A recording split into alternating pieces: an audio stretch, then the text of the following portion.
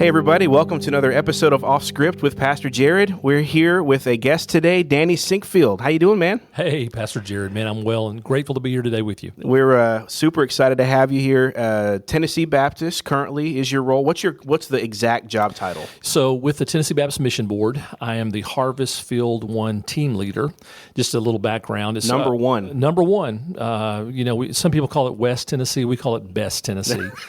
So, yeah, number one out of 6 of our harvest fields. A rather new position. I actually came on staff full-time with Dr. Randy Davis and our Tennessee Baptist team back in January of 22, full-time. And my role and responsibility is to encourage pastors in 15 counties of West Tennessee, roughly 530 churches, partner churches. So that's a lot. No small task. So I jumped out of the frying pan into the fire, so to speak. But man, it's been such a great blessing. And a lot of our churches are small and rural, and sometimes pastors just need somebody to check in, give them a word of encouragement.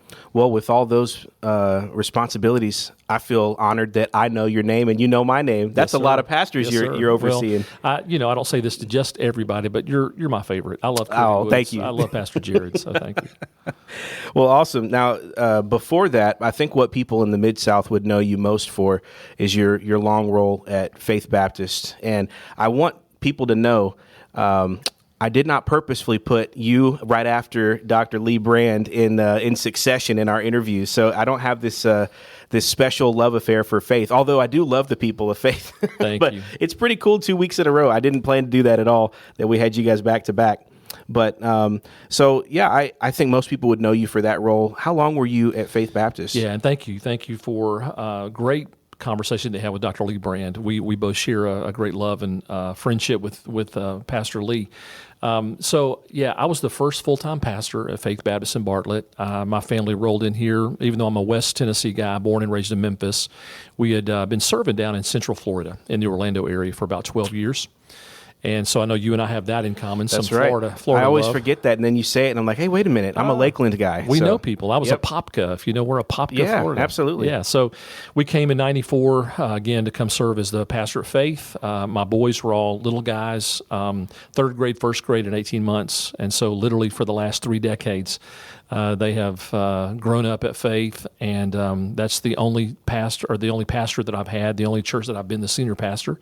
Really? And so, I was a student ministry, college minister, and those other roles. But man, what a journey! We love our church family. Still a member at Faith Baptist. We live in Bartlett. We live in the here in the Mid-South, and so.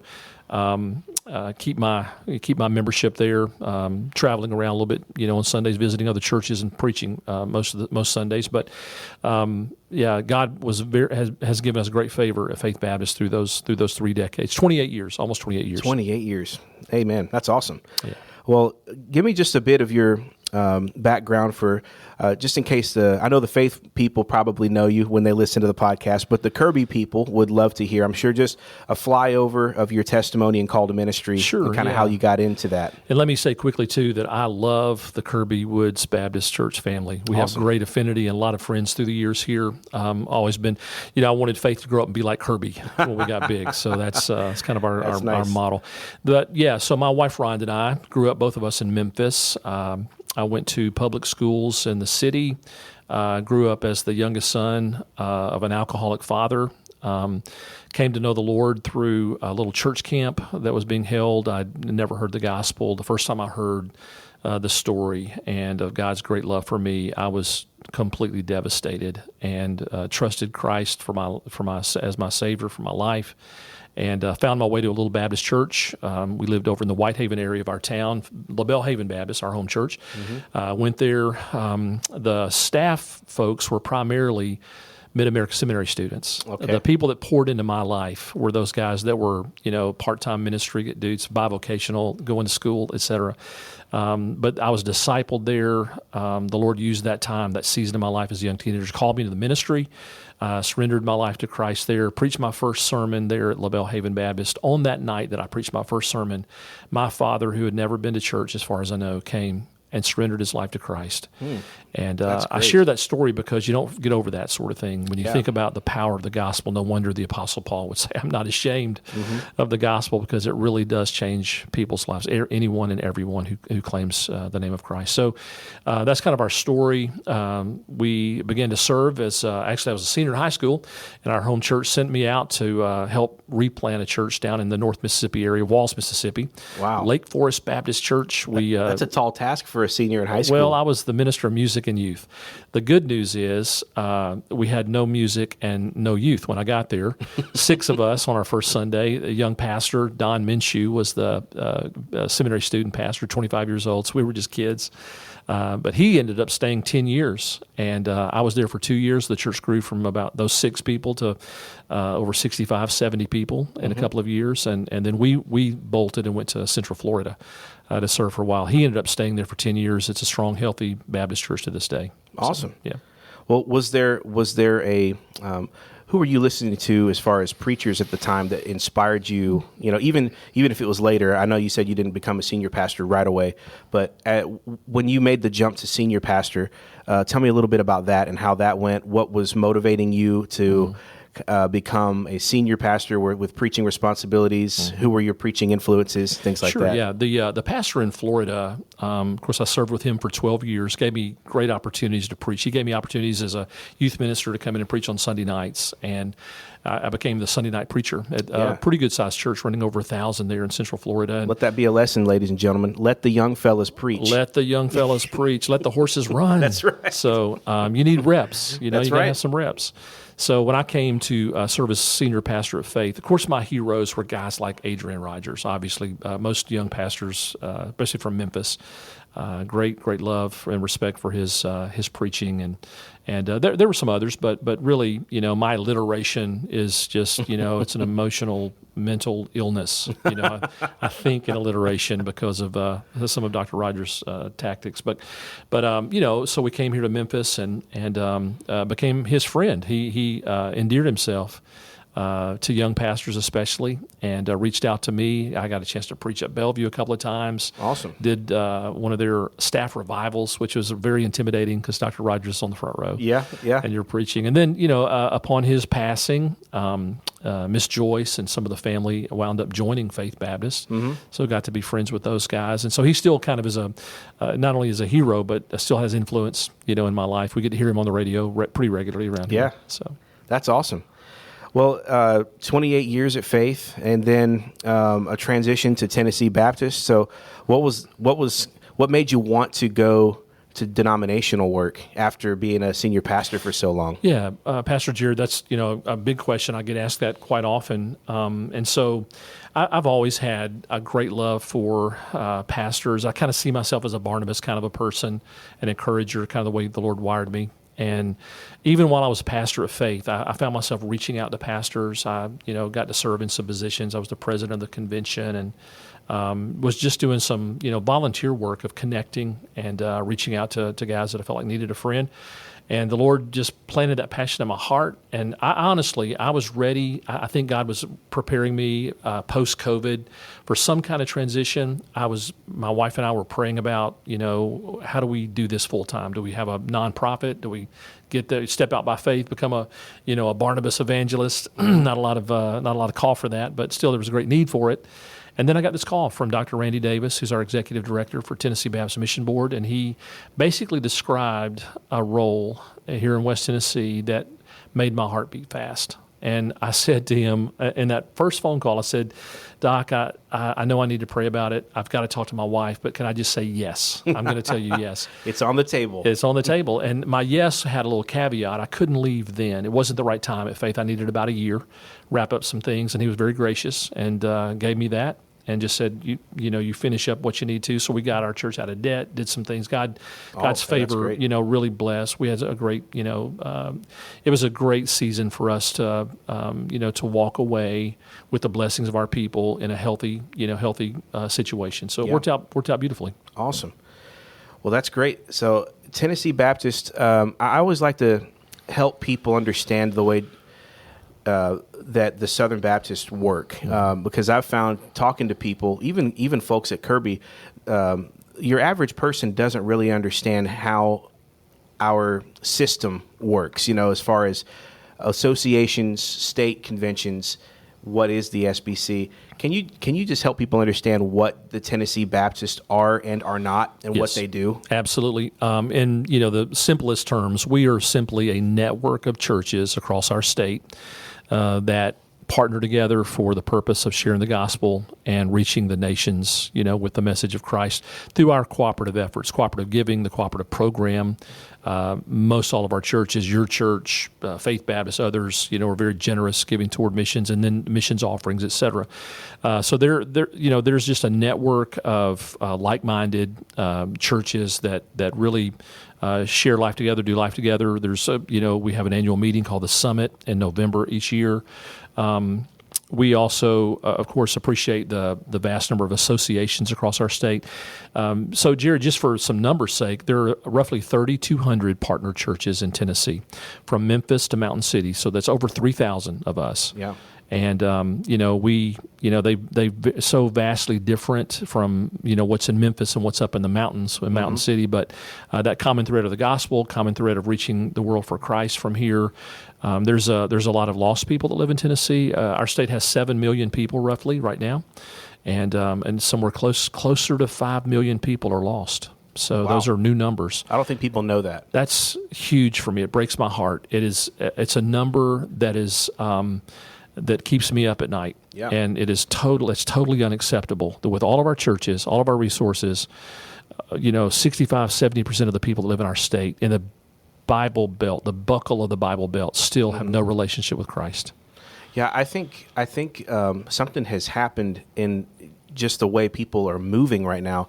The Bible Belt to me isn't even the Bible Belt anymore, right, of what we used to say. And so you can look at the statistics even on people moving here, and Tennessee is one of the states like a Florida or a Texas that is getting a lot of people moving here. Yes, sir. How do you guys think about that as far at Tennessee Baptist? You see that as a big positive of the mass migration coming to states like this? There right now in Middle Tennessee, particularly, there is a movement of people from California. Right. Californians are buying up farms all over Middle Tennessee, in and around Nashville and beyond. For me, it feels a little bit like living in Central Florida now, because there were people from all over the country, that didn't sound like us, they weren't from here, and so to me, it's a mission opportunity that's golden. And I love that. I love the fact that, it's not just everybody that you talk to, they're here their whole life. Now they're transplants, they're new people, they're industries that are coming. And, of course, we're going to talk about a little bit of what's coming to West Tennessee. But, man, there's a freshness with that. It's an opportunity. I think some of our churches are waking up to the fact that, hey, there are lost people that are moving in our neighborhoods. And we cannot take for granted that they know or that they're already connected to churches, because they're not. Right. Yeah, and even what we used to call cultural Christianity, I would say is even in decline. It doesn't just feel like Bible Belt has covered the entire state. Maybe it's because of the movements, maybe it's just because of the way things are happening politically or not, but it feels even less Christian in Tennessee, and yes, the things have changed in that way. So when you guys look at what you're doing in Tennessee Baptist, obviously the big one that we're going to focus on in a moment is Blue Oval, but I wanted to give you a second if there's anything else you guys are doing that you're really excited about with Tennessee Baptist. What's something that's either happening now and it excites you, or something on the horizon that you guys are looking at? We have a great team of exceptional leadership folks that are led by Dr. Randy Davis. But, the whole theme of the Tennessee Baptist Network, what we do basically can be summed up in this simple phrase: we serve churches. We come alongside churches. We are not the church, but we serve churches and we serve pastors, and we're here to help resource and to encourage and to help give opportunities and ministry and mission that maybe some smaller churches wouldn't have by themselves. So, the good things that are happening right now are in terms of our compassion ministries across our state. That's one of the bright spots. Our Tennessee Baptist Children's Homes doing stellar work across the state, entering into the foster to adopt world and really getting after that. And that's blowing up right now. I know everywhere I talk to, there are kids waiting in offices, yes, camping out, yes, that can't find homes to go into. So I'm very, I'm proud to be a part of the Tennessee Baptist Network that's saying we want to put our money where our mouth is.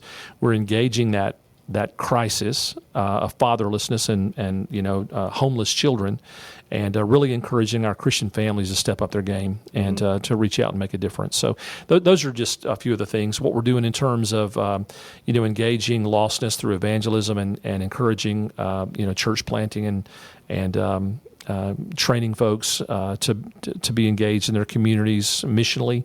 Those are things that are hard to, it's hard to evaluate money's worth, but there's a movement going on, and there's an undercurrent of folks really getting on their hearts what I think God has on His heart.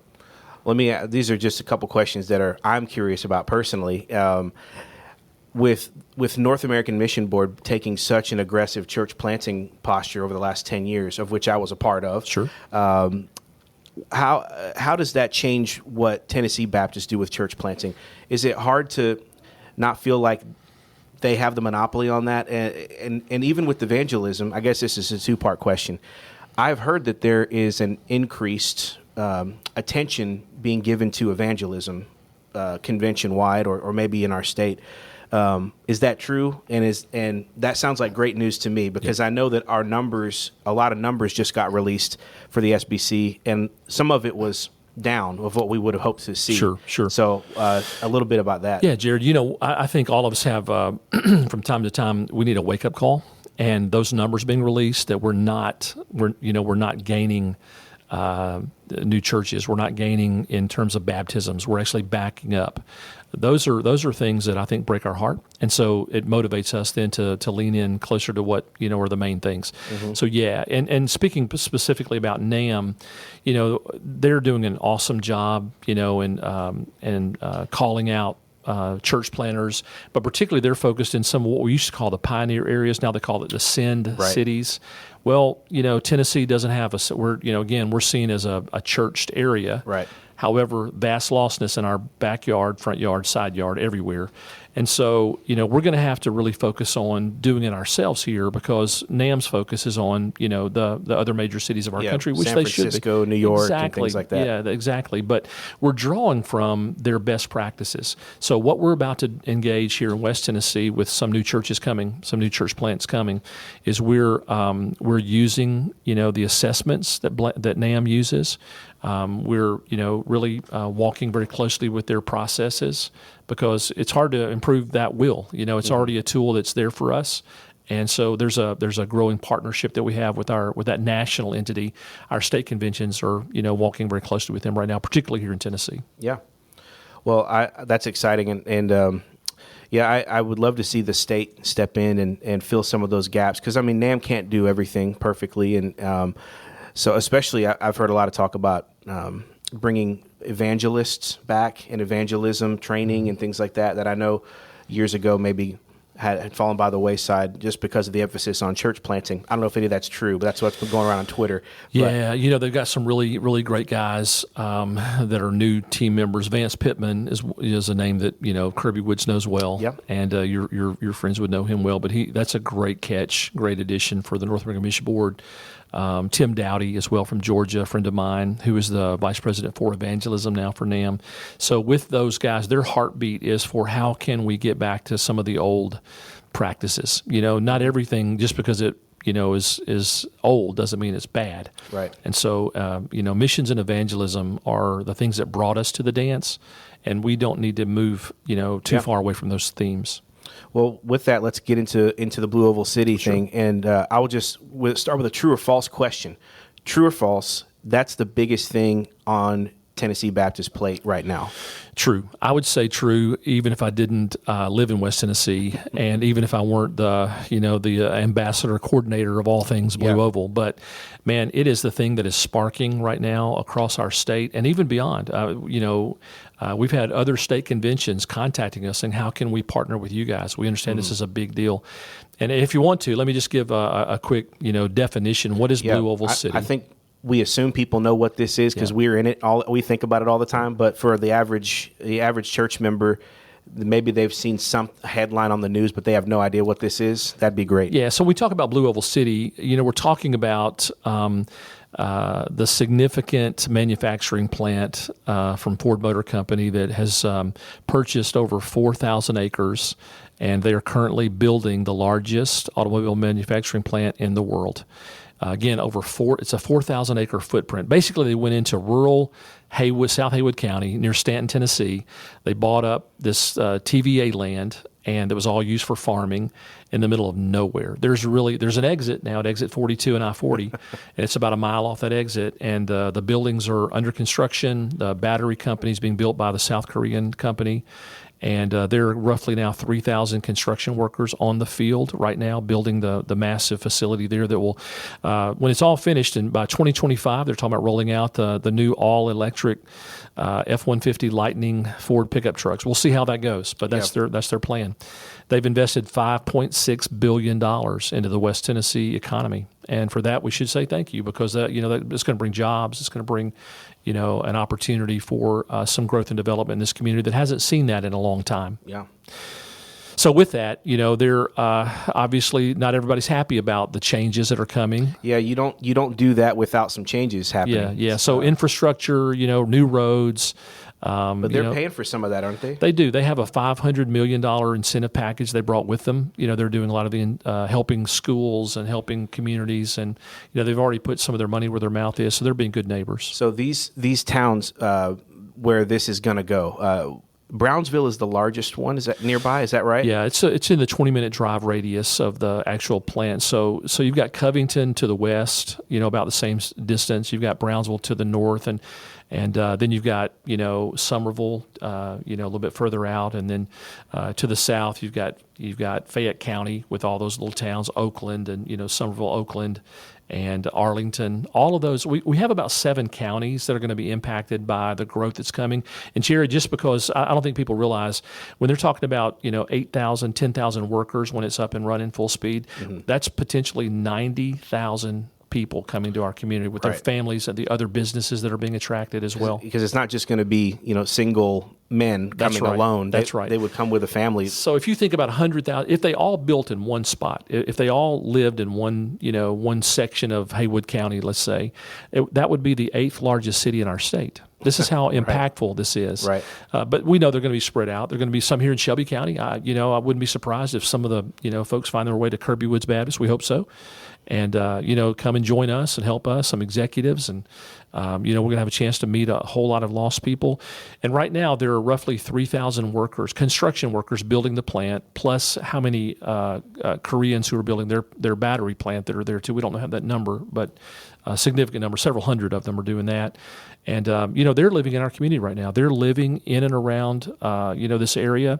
Some of them are staying in sketchy hotels along the interstate. There are RV parks that have sprung up everywhere. Some of the employees have RVs that are given to them by the mother company that's building the plant. So right now it's more blue collar, but it's going to change in the next couple of years. The different trades are coming through, and what's next is the technology folks, and they're going to be the higher end. They're going to be the ones that are executive levels and that are doing all the computerization and all the technology that's going to be involved in that plant. Right now, it's very blue collar. Yes, sir. There's iron workers, steel workers, heavy machinery guys, and we're getting a chance to meet them. Had a chance to talk to a couple of guys from Seoul, South Korea, share the gospel with them on the streets of Brownsville, Tennessee. They're here. We got people from all over the world coming here. Be a good time to have some Korean church planting too, I would imagine. Yes. So that's kind of our focus. Obviously, we're on the the early side of this. We're leaning into it. We know that there's going to be the need to do two major things, and we're trying to saturate this whole initiative, the Blue Oval City Initiative, with a lot of prayer. So we've got some prayer drive videos that are on our website. We're printing some prayer materials that are coming out. There's several grassroots prayer meetings that happen around the area all the time. So prayer is a major focus, but we're also trying to build relationships right now with the workers. And recently, we were invited to host a luncheon for the construction workers. Some of your folks and our folks may have read about that in our Baptist paper. But the luncheon was on April the 14th. They were having a celebration of 1 million man-hours of construction. And the engineer for safety reached out to me and said, hey, I understand that you Tennessee Baptists, want to do something for us. And I said, man, we've been looking for opportunities. He said, how about hosting a little luncheon for us? I said, send me the details.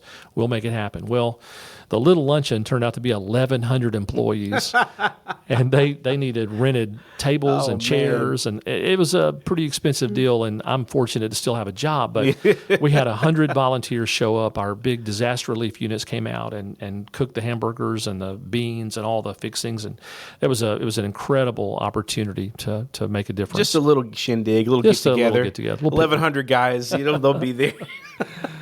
That's wild. Well, help our folks understand kind of the sketch of the church scene in the areas. Yes. So I know we kind of have an idea when you say small town what that is, but for your average person that's goes to a Faith or a Kirby Woods or a Bellevue, help them understand what the church life in this impact zone is. So you're thinking about in the area that's going to be most impacted by the growth that's coming in that area. Little towns like Stanton and Mason, and little communities like Charleston, and just little rural communities of 600, 400 people. There's these little Baptist churches in all these little towns, and many of them are, they're 15 members, 20 members, maybe the largest one will be 60, 70, 80 members. They're not ready for what's coming. And so one of the strategies that we've engaged in is helping to strengthen those churches with partnerships. Keeling Baptist is one of those churches, and you know about that one, and several others. So that we've identified 8 or 10 small churches that if they don't have some partnership help, they're going to be left behind. They may not even make it. It's just going to be too much, too big, too quick, and they're going to be overrun. So we're trying to stabilize those churches, and then think about dreaming with some of our larger churches. You mentioned Bellevue, Collierville, Germantown, Faith, Kirby, others, the Jackson area, Inglewood, West Jackson, First Covington, so many of our partner churches, Brownsville and others, about building a coalition of planting new churches. Because we realize that in some of the new growth developments, some of these old farmers are going to sell their land, and there's going to be neighborhoods that come out there. Mm-hmm. Well, there needs to be some churches out there. So we're begging the Lord to give us land, give us wisdom and insight of where to plant these churches, to give us partner churches that will be the mothers who give birth to these daughter churches. Yeah. And there's a lot of momentum right now. The coalition is building. Lot of we're in that coalition. You were in that coalition. Thank you. A lot of energy right now, and a lot of planning and discussions and training going on right now. I feel like we're ahead of the game a little. Yeah. But it's going to blow past us in a hurry. Right. It's going to happen in a hurry. It's kind of like in football. Spring practice. It's good. You got to do it, but nothing preps you for that first kickoff in August or September. Fall is coming. Yeah. That's right. It's coming. Yeah, and so I try to put myself in the position, because like you said, there's 2 paths to this, and one of those is planting new churches, because if you drop 90,000 people on a community that's 500 here, 1,000 over there, 300 over here, these places are going to fundamentally change. Yes. Massive change. Places that don't have a Walmart are going to get one. Yes. That kind of stuff. Roads are going to widen. Population's going to double and triple in these towns. Traffic. Just think of the traffic that's coming. The infrastructure, insane. It's going to be wild. And I think most folks understand that. They know economically what's going to occur. It's going to be a big change. But I think about the churches, and I try to put myself in these positions. So obviously, arm one is church planting, because there's not enough churches right now to handle the wave that's coming. Right. But the other side of it that you said is we don't want to leave behind the churches that are already there, especially just from a practical standpoint. They already own, most of these churches have been there a long time. They're probably debt-free, and they own the land and the building that they're on, and they've already got some of the facility there. So, you've got a church, say, where there's 30, 40 people in it, and their town of 500 is about to be a town of 5,000, for example. Yes. How do you coach? How do you go to that church? Because I know you've had these conversations where you've gone to that pastor, or you've gone to these deacons, or whatever the meeting is. What do you tell them to try to get them on board? Are they resistant at first? What are those conversations like? Yeah, that's a great question. It's a mixed bag, Jared. There are some people I think that still are saying, we don't believe anything's going to change, or they're like living with their head in the sand. It's just going to happen, and they're going to wake up one day and they're like Rip Van Winkle, and they slept through it all. And it was Mayberry all along. Yeah. And nothing. And so just because you don't want it doesn't mean it's not going to happen. Right. Now, I'll be honest with you. The vast number of pastors that I've met with, that we have engaged, are aware that it really is coming. And, they're like, praying the prayer of Jehoshaphat, Lord, we don't know what to do, but our eyes are on you. And so we're coming alongside those pastors saying, there are some partners. Maybe there's a Kirby Woods Baptist Church that might want to come and partner with a small congregation in that area, who can help you prepare at some level, just so you're not alone. Right. I think right now some of those, bivocational pastors, some of them are maybe even retired guys that are just kind of covering the ground for a season. They feel pretty isolated. And for them to know that that the family is close by, is beautiful. And really that's the way we've kind of addressed that with those pastors. Hey, we want to be a part of the family, and you're not out here by yourself. Yeah, I mean, and we want those churches to receive this growth and these people. And sometimes one of the hardest conflicts in church is growth problems, because it takes. You used to have a certain degree of control and expecting things to go a certain way, and then all of a sudden, let's just say if you're in a church where there's like 5 families that have pretty much gone there, you do everything. Miss so and so has run event so and so for 30 years. Yes. And then all of a sudden their town triples and people come to the church and they want to serve. They want to be a part of it. And all of a sudden Miss so-and-so is realizing, I might have to give this up to have people come to this church. That's true. It's going to be a mindset correction. People have got to start thinking more like missionaries and really have a kingdom focus of saying, you know what? I don't have to do everything by myself. I'm gonna disciple some other people, and we're gonna bring some other people in. And the beautiful part of kingdom principles about being the greatest is being the servant. And the only way to keep what you have is sometimes to give it away. And it's counterintuitive, but it's kingdom, and it really works. Yeah. Well, tell me, I know there's something going on at Brownsville Baptist where you guys are trying to set up a church planting hub. Can you tell me anything about that? Sure, yeah. Ben Cowell is the pastor there, and several of the other churches in that community are just partnered together beautifully. It's amazing how much unity this thing has brought to that community, and because I think we know we need each other right now more than ever. And so, we're doing planting churches training periodically. We had a large one of those recently. We're doing a pipeline training coming up, I think, in June there. That's going to be a hub of places where people can not only be assessed, but they can also serve as interns and be serving other churches locally in that area. They're going to be a kind of a landing place for us when we have groups coming this summer to help survey and work and assist with the RV parks, the construction workers, or whatever. But we're talking about the long game. We're talking about not only for the next 6 months. We're talking about for the next 6 years and 10 years and beyond. Yeah. So we're really trying to plant some deep roots and build those strong relationships and get ourselves in a healthy place where we can do some good, strengthen the churches, start new churches, and share the gospel in ways that will be most effective. Yeah, I mean, if you think, what's like a city in Tennessee that's like 100,000 people? Because that's basically what's being dropped on this area. You know? You think in terms of like Brentwood. Brentwood, Tennessee, I think is like the 7th largest city in our state. This would be the 8th largest. So just pick that city up and drop it in West Tennessee on exit 42 and say, all right, here it's coming, and that's going to affect some things. Yes. But so how does this get? From your side of things, how does this get funded? So tell me about like how churches can support what you're doing. Yeah, thank you for that. I want to quickly say that, we right now are so grateful for the generosity of our churches in Tennessee, giving through the cooperative program. That's, in fact, for the very first time, I was in a meeting, and so the Blue Oval City Initiative is now a statewide objective, which means it's on the table for some funding. So I actually had to go to a budget meeting. Well, I haven't done that in a long time, and actually asked for some resources, for this, for our purposes. And so cooperative program monies is going to come right to Blue Oval. So thank you that your church and our churches will continue to give generously through the cooperative program. The Golden Offering also, that is all mission. It's a mission offering for the state of Tennessee.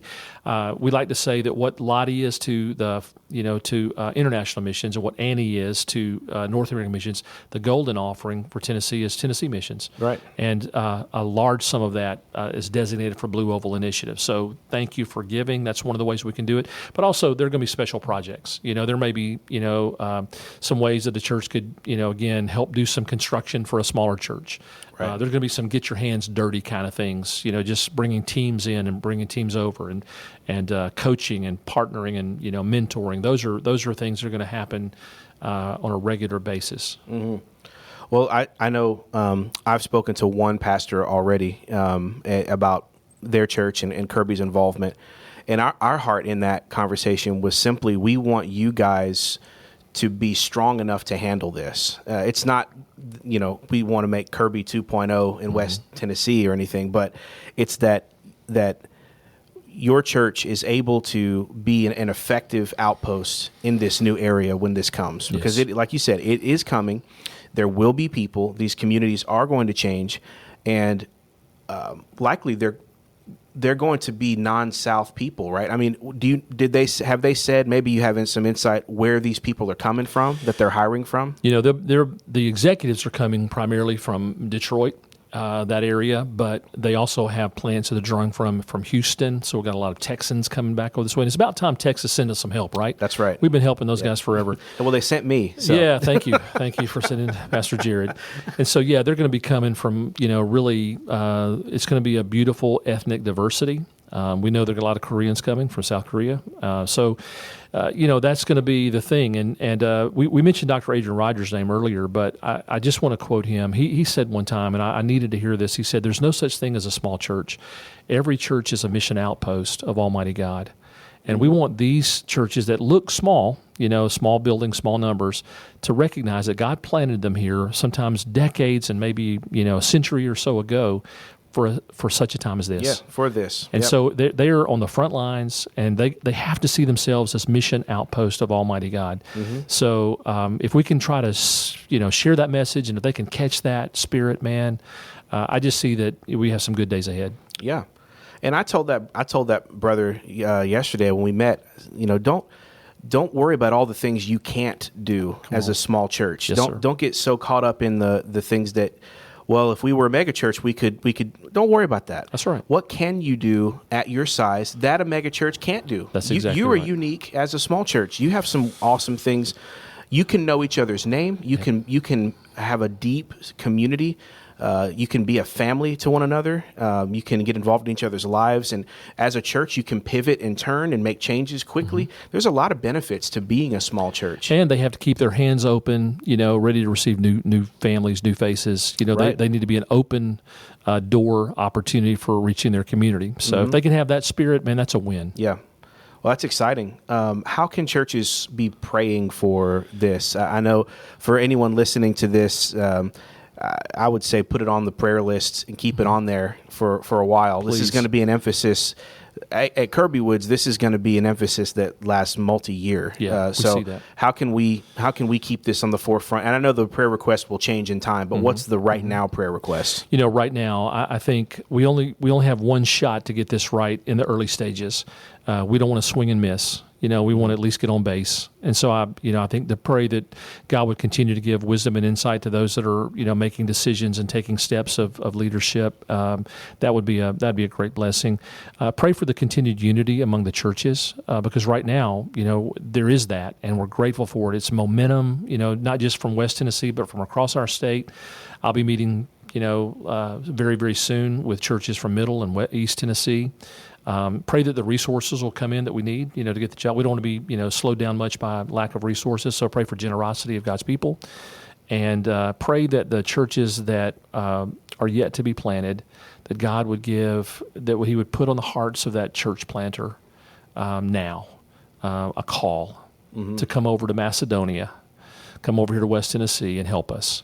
You had said in one meeting that I was in, and I want to remember the numbers, how many churches you want planted and kind of the timetable for what I know that's just you're hoping, but yeah, this is a hope. But thinking about the 90,000 number, and if a church was needed for every 2,000 residents, that's kind of our thumbnail sketch. Then we're talking about by the time this thing is done and the dust settles, if there's 90,000 people coming, 40 churches would not be too many, and so we're talking about maybe 4 or 5 new churches a year over the next 10 years. So that sounds doable. It doesn't sound impossible when you think about it in terms of 4 or 5 a year. Yeah, 4 or 5 churches a year for 10 years. Yes, sir. Okay.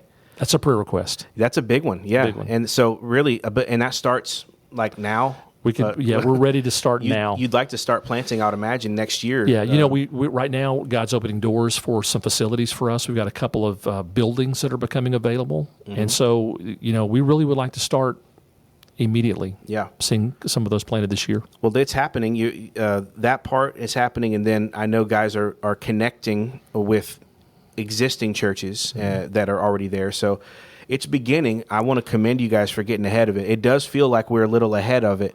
So that's great, because you could imagine, if in 2 years you're like, hey, we need to get on this, good luck. Kind of missed that window. Catch the train. But that's really exciting. I hope that this becomes something owned by Tennessee, that Tennessee Baptists see this for what it is. Thank you. That this is a rare opportunity. I mean, if this was happening, I feel like in another country we would care big times. But it's happening 45 minutes away. In our back door. Right there. So this is a insane opportunity that God is basically building a new city in the middle through the hand of Ford, and somebody else paying for it. Yeah, they're paying the billions for it, and they're dropping all these new people of various kinds, from blue collar to tech to executives, and it's going to completely change this area. But we're here for it, and what a missionary opportunity!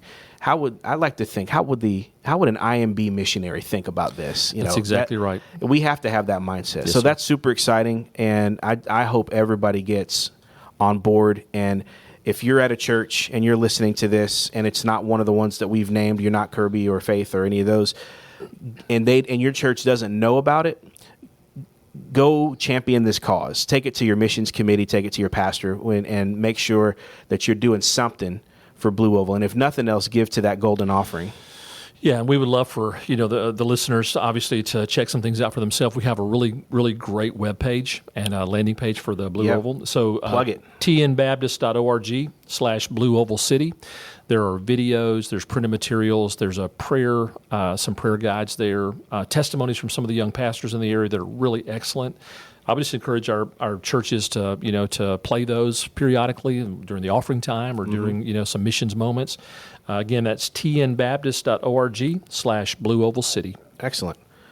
Well, great. We'll close that portion out, and I'd like to end today's podcast with the same 3 questions I asked Lee Brand as we ended, so we can compare your answers. Are you open? Good. I would love to. I would love to compare with Dr. Lee Brand. All right, here it is. Your favorite single food order in the Mid-South. If you're gonna get one item in the Mid-South, what is it going to be? It's going to be a nice juicy steak. From?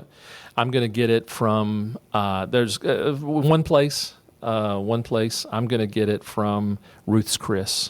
You're okay. You're one of those guys. Good. Yeah. It's going to be once a year with my wife on our anniversary, but I'm going to get a good one. That's all right. There. Hey, I've that's right, and that's right across the street from us here. I think about Kirby Woods when I go there. I look at that every day. Yeah. Only if I have a gift certificate. Yeah. Hey, I've heard it's expensive, but I've heard it's worth it. It's a great steak. It's really good. So, okay, your favorite restaurant, not the single item, but the whole menu, a place where you just like to be. This is your favorite restaurant. I'm going to show my blue collar here, but man, I really love, and it's a chain, but I really love Firebirds. Oh, yeah. I love the ambiance. I know the people there. It's kind of my office away from office. Sometimes you want to go where everybody knows your name. That's my Firebirds experience. That's good. Yeah. Okay, last one, the most divisive, of course, question. We'll end on this. Yes. Your top barbecue. So if you have one, but you want barbecue, yes, and you're going to go to one place, you're going to go where? So if I have guests from out of town, I'm going to take them down to the Rendezvous. But that's not my pick. My pick is going to be, for me, it's going to be Central Barbecue, the original. On Central. On Central. Okay. I love it. It's the best. And you're going to order what when you get there? I'm usually going to order. Are you a pork sandwich guy? I'm going to order the pulled pork. And I almost always get a half slab of ribs just because they're so good. I like that so variety. Good, yeah. You put the coleslaw on the pork? Coleslaw, because I'm from Memphis, you have to have coleslaw on the sandwich. I just wanted to check. Yes. Okay, excellent. Well, thanks for being here, man. It was a lot of fun. And thank you, Pastor Jared. Yeah, just everybody, keep your eyes out for all the developments with Blue Oval City and all the things going on. Take a drive up there. It was really good for me to just go up in that area. And exit 42 is where a lot of it's going down. So you can learn kind of the trajectory of it. They have things on Facebook. I follow something on Facebook that's made by Ford. It's for Blue Oval City updates. So you can do that as well and kind of see from their perspective, not necessarily the church perspective, but from what they're building, what's coming. But man, just be ready for it, ladies and gentlemen. It's coming, and it's going to fundamentally change West Tennessee. But what an opportunity for the gospel to go forward. If we're ready and we're ready to engage, there's a lot of people coming that I like to think that there's somebody out there that's not a Christian right now. They're going to move here and they're going to know Christ in a few years because of this process. And we might be the ones that get to share that with them. So very exciting. Thanks for being here. Y'all have a wonderful, wonderful week. Go to a gospel preaching church this Sunday. God bless.